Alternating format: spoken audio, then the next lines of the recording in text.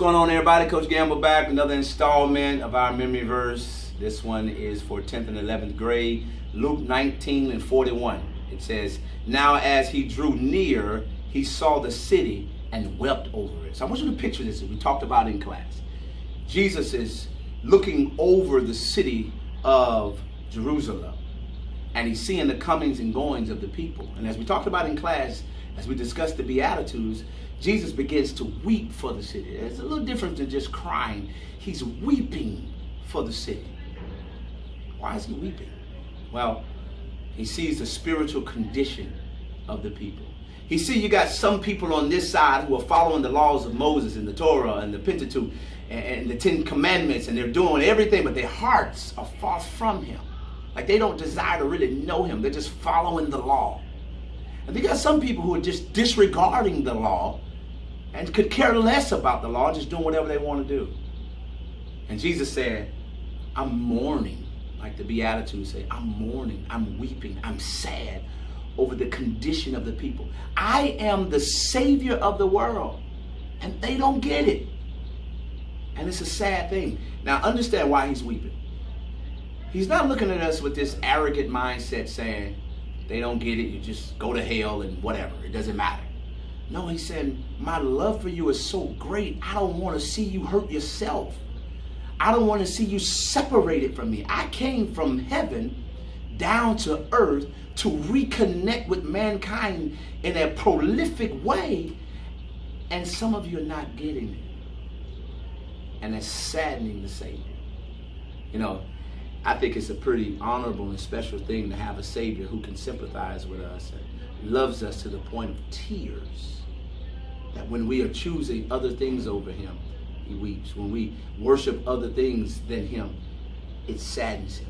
He's just not like, just get out of my face. It's like, no, I love you.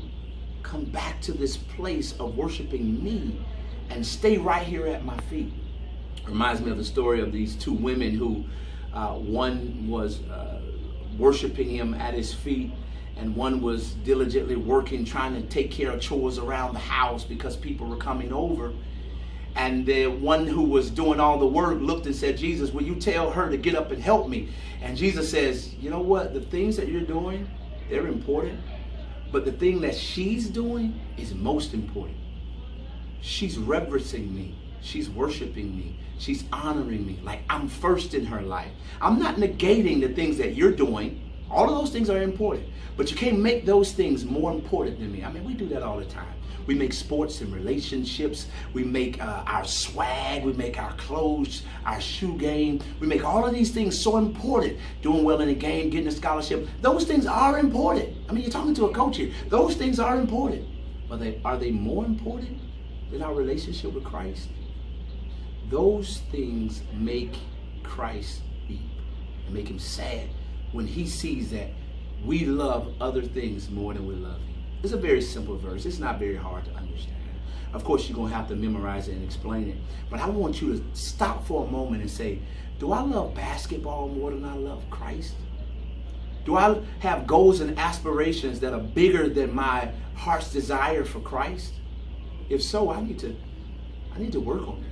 I need to dig deep down in my heart and figure out, how do I trade the love places in my life?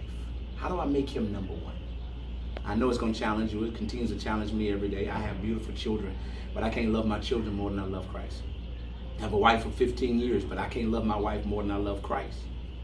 But if I keep that love in its place, my love for Christ in its place, I will love my wife as she deserves to be loved. I'll love my children as they deserve to be loved.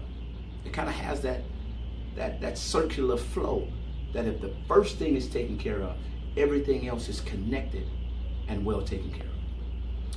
I love you, man, and I want you to understand how important it is for us to love Christ with every part of us, because that's the first and greatest commandment. Remember that? Not for us to sacrifice for him, but the first and greatest commandment is that we love him with every part of us. God bless. We'll talk to you soon.